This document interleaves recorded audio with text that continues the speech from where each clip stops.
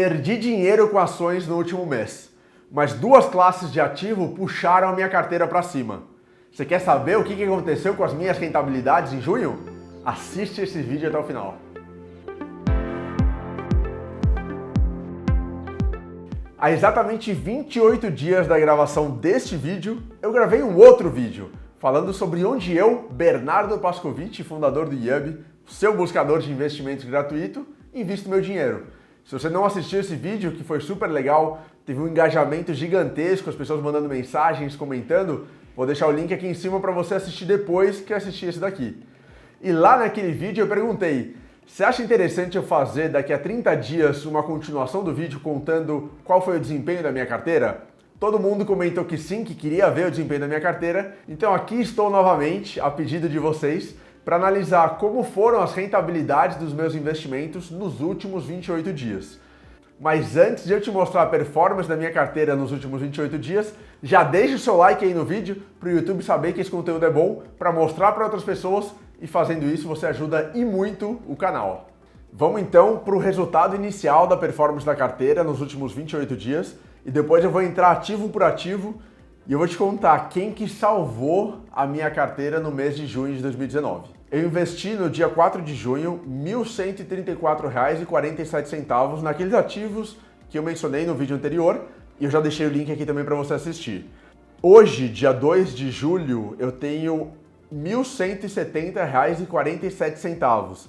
Então eu tive nos últimos 28 dias uma rentabilidade de 3,17%. Achei que fui bem.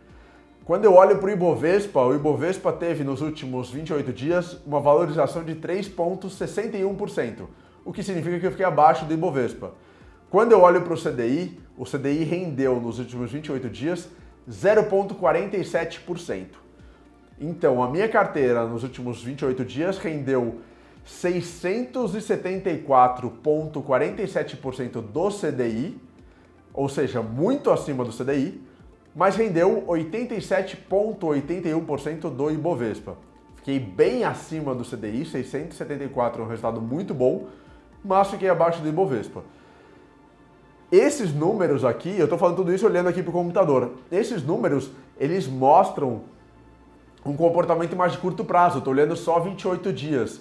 E não é o meu objetivo é ter um comportamento mais de longo prazo de buy and hold. Inclusive, se você quiser entender um pouco da diferença entre day trade, swing trade e buy and hold, já fiz um vídeo também explicando sobre isso aqui no YouTube, vou deixar o link aqui em cima para você assistir depois. De toda forma, eu acho interessante pelo menos uma vez por mês ou uma vez por mês analisar como foi a performance da carteira e ver como foram os investimentos. Mas o mais interessante aqui é que esses 3,17% de rentabilidade que eu tive nos últimos dias, no último mês, eles foram puxados não pelas ações, eles foram puxados por outros investimentos. É isso que eu quero mostrar agora com você.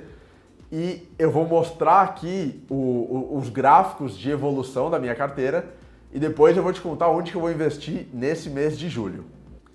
Olha que interessante, o gráfico que vai aparecer aqui do lado para você é o mesmo gráfico que eu estou vendo aqui no computador. Começamos então lá no dia 4 de junho.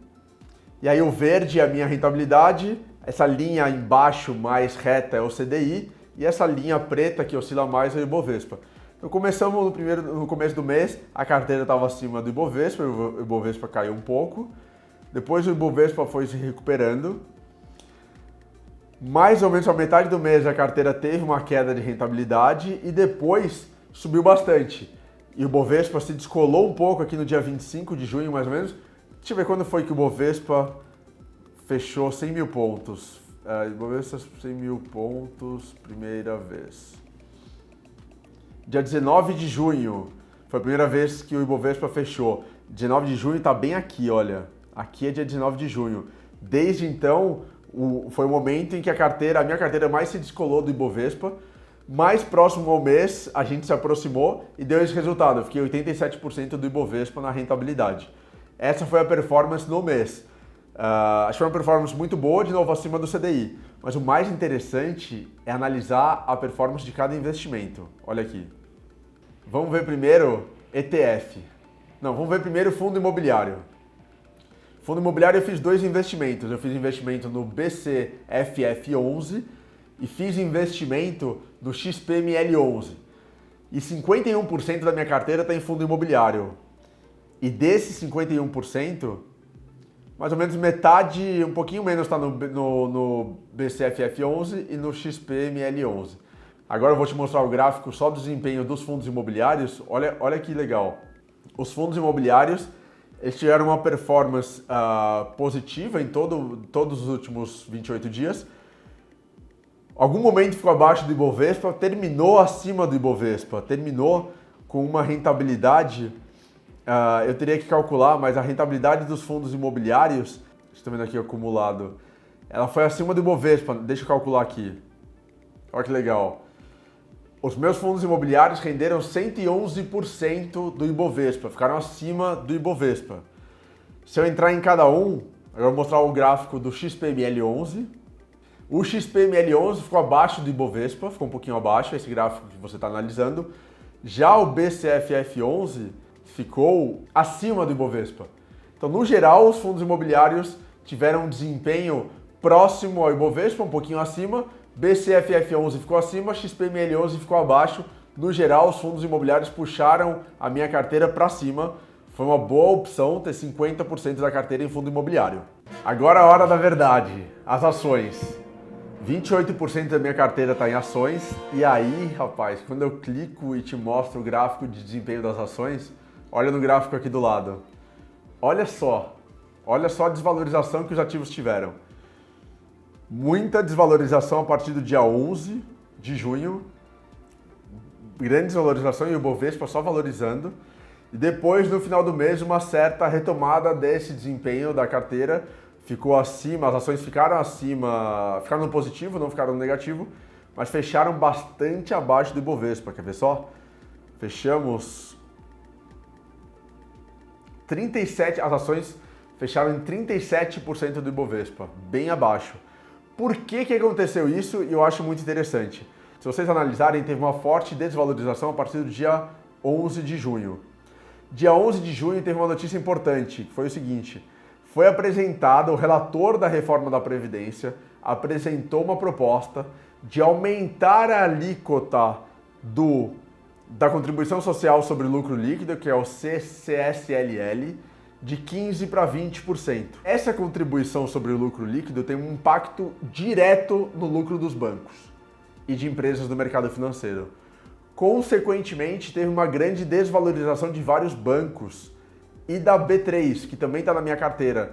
Então, esse fato principal, claro que houve outras questões também, tem uma questão de instabilidade econômica em razão das negociações da reforma da Previdência, tem uma questão de questões comerciais externas de Estados Unidos com China, Estados Unidos com Coreia do Norte, posicionamento do Brasil no mercado internacional, mas principalmente o principal fator que impactou negativamente as minhas ações nesse período foi a proposta do relator da Previdência de aumentar a contribuição social sobre o lucro líquido, principalmente afetando o desempenho das ações de instituições financeiras. Então, quando a gente analisa esse gráfico que você está vendo, é de todas as ações. Quando eu vou por uma a uma, por exemplo, deixa eu expandir aqui. Quando eu vejo o Bradesco, por exemplo, olha o desempenho do Bradesco no período. Só negativo, não teve um dia do Bradesco, o primeiro na verdade, logo no comecinho, depois só negativo com uma queda muito grande depois do dia 11 de junho. Quando eu olho o Itaú, Itub4, também teve uma queda muito grande do Itaú a partir do dia 11 de junho, depois retomou e acabou fechando o mês no positivo, mas teve uma desvalorização grande aqui do Itaú também. Fechou no positivo, mas teve uma desvalorização grande do Itaú nesse período. Quando eu pego, por exemplo, a B3, Serviço para o Mercado Financeiro, também uma grande desvalorização a partir do dia 11, depois ela retoma, depois cai novamente, bem abaixo do Ibovespa. A Sinqia, também infraestrutura para o mercado financeiro. Não teve uma valorização tão grande, porque a Sinqia ela não é uma instituição financeira como é a B3. A B3 não é instituição financeira, mas enfim, ela participa da organização do sistema financeiro, ou como Bradesco e Itaú, que são instituições financeiras, teve uma retomada da Sinqia no final do mês. Então os bancos principalmente puxaram muito a carteira para baixo. Não só os bancos, a Engie, olha só a performance da Engie no período, também foi bem baixa, negativa quase durante todos os últimos 28 dias e manteve assim até agora, puxou bastante a carteira para baixo.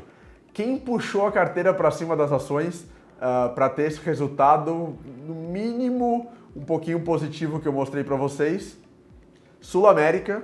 Sul América teve um certo fôlego nos últimos 28 dias, e aqui, principalmente nos últimos dias, teve uma aceleração.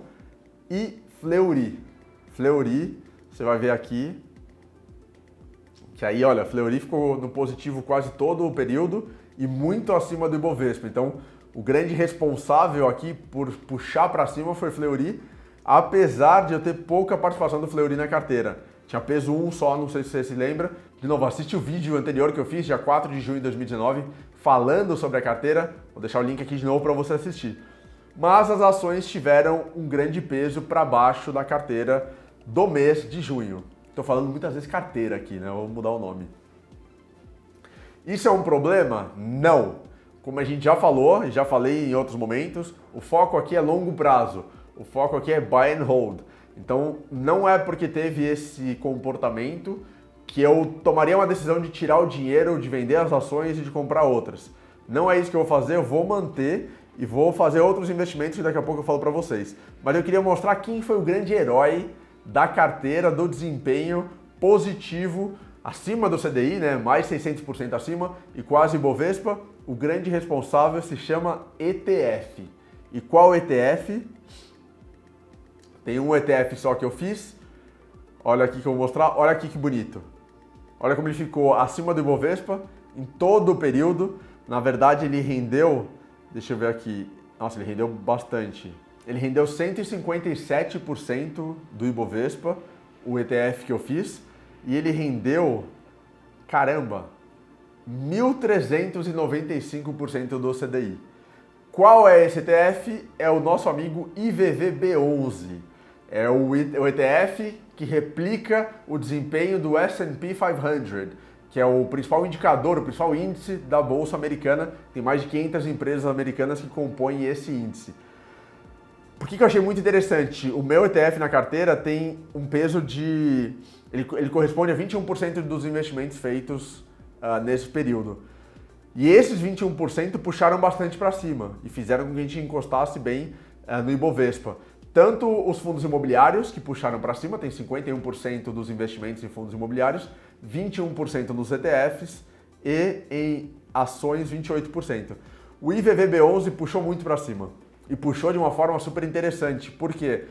Porque a gente está no momento em que a economia americana tem dado alguns sinais interessantes de crescimento e de pacificação ou de alinhamento com os chineses, com a economia chinesa. Então aquela guerra comercial que muitos estavam temendo, que poderia impactar a economia americana e impactar outras economias internacionais, como a economia brasileira, não se concretizou.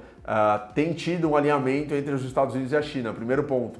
Segundo ponto, a aproximação entre os Estados Unidos e a Coreia do Norte. Houve um fato histórico de que o Trump foi o primeiro presidente da história dos Estados Unidos a pisar na Coreia do Norte. Ele saiu da zona desmilitarizada, que é uma zona comum entre Coreia do Sul e Coreia do Norte, e entrou e deu alguns passos dentro da Coreia do Norte. O primeiro presidente americano a fazer isso. É um sinal muito importante de aproximação dos Estados Unidos com a Coreia do Norte, que também é uma preocupação em termos de possível guerra e guerra nuclear e os impactos que isso traria para a economia americana. Então o IVVB11 puxou muito para cima e teve uma valorização grande. Eu acho que aqui é uma visão e é uma comprovação muito grande da importância da diversificação. A gente não está analisando só a curto prazo, a ideia é ter uma coisa mais de longo prazo, focar bastante no que o buy and hold pode trazer. Mas analisando, é interessante analisar como está o desempenho dos seus investimentos. Se fosse só as ações, teria perdido dinheiro. Como eu mesclei e como eu diversifiquei 51% em fundos imobiliários mais 21% em ETF, isso compensou a perda das ações e trouxe um resultado bastante interessante. E isso eu acho muito importante você perceber, de você entender a importância da diversificação no caso concreto, no caso específico, vendo o que aconteceu com o meu dinheiro, para quando você for fazer os seus investimentos, você entender também a importância da diversificação. Claro, aquele ponto importantíssimo, que isso daqui não é nenhuma recomendação de investimento. Eu não estou falando, sugerindo, aconselhando nada para você comprar IVVB11, para você comprar esses fundos imobiliários ou essas ações. Nada disso. Eu estou contando o que eu fiz com o meu dinheiro, qual foi o desempenho que eu tive e como a diversificação foi fundamental para que eu não perdesse dinheiro nos últimos 28 dias com as minhas aplicações. E agora para julho, o que eu vou fazer no próximo mês? Apesar das ações terem se desvalorizado, as que eu investi, eu acredito no potencial delas e acredito nos fundamentos dessas empresas, de Banco Itaú, Bradesco, B3, Fleury, Sinqia, Engie e os outros ativos que eu mencionei. Acredito também nos fundos imobiliários comprados e na performance do IVVB11. Então vou manter as proporções que eu tinha, talvez mude alguma coisinha dependendo do preço das ações do dia, mas quero manter 51% em fundos imobiliários, 21% em ações e 28% em ETF no IVVB11. Eu acho que quero esperar mais, ver mais o desempenho desses investimentos. Vou fazer uma aplicação adicional nesses ativos e acompanhar as rentabilidades. Mas quero saber de você. Você quer que eu continue fazendo esses vídeos todos os meses com a performance da carteira e analisando por que valorizou, por que desvalorizou, o que puxou para cima, o que puxou para baixo? Vocês comentaram no vídeo anterior e por isso que eu estou fazendo esse daqui. Agora quero que comentem, por favor, nesse vídeo também, comentem aqui embaixo se tá legal ver isso, se tá legal ver a performance, o desempenho, as rentabilidades e se eu devo fazer mais um vídeo no próximo mês. Faz isso que eu quero saber a sua opinião e quero ouvir também o que você achou da carteira, do desempenho, o que você faria de diferente, o que você mudaria para julho, para o próximo mês. Comenta aqui embaixo também que eu quero muito te ouvir. Deixa o seu like, que é a única forma de o YouTube entender que você gostou do vídeo e mostrar para as outras pessoas. Isso é muito importante, ajuda muito o canal. Se inscreve aqui, ativa as notificações, o botão está aqui embaixo, clica no sininho, ativa as notificações, compartilha com todo mundo nas redes sociais, WhatsApp, e-mail, todos os lugares, para elas saberem como funciona uma carteira na realidade, acompanhando mês a mês. E a gente se vê no próximo vídeo. Obrigado, um abraço, tchau!